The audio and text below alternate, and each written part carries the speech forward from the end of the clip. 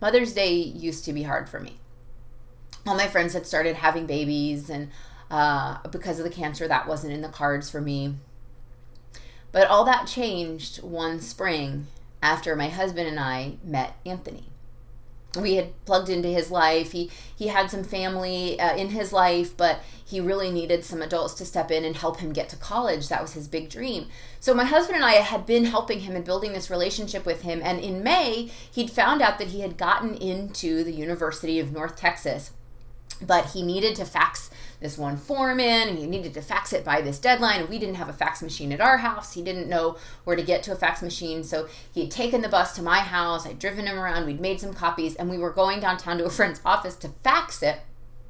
And we're in the car. I'm driving. He didn't have his license yet. And while we're driving and we're chatting, his phone rings. It's a female friend of his, didn't go to his school, and he asked if he could take it. I said, of course.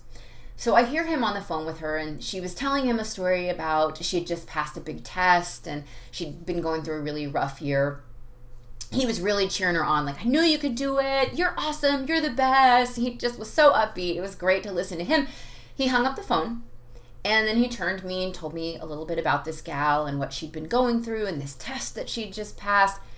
And then he said, oh, hang on. I'm going to pull a Courtney.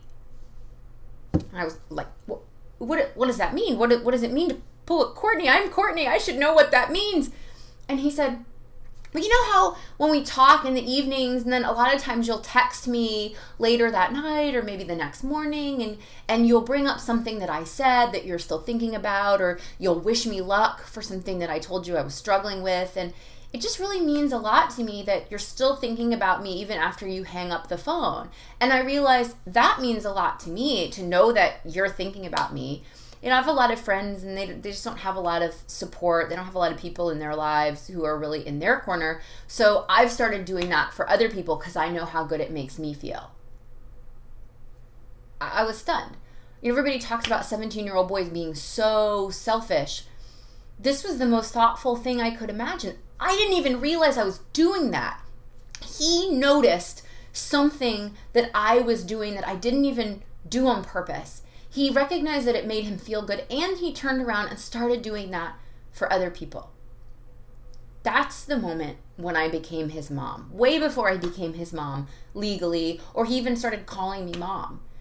That was the moment where I taught him something I didn't even mean to teach him through my actions, and he then turned around and made the world better without me even knowing it.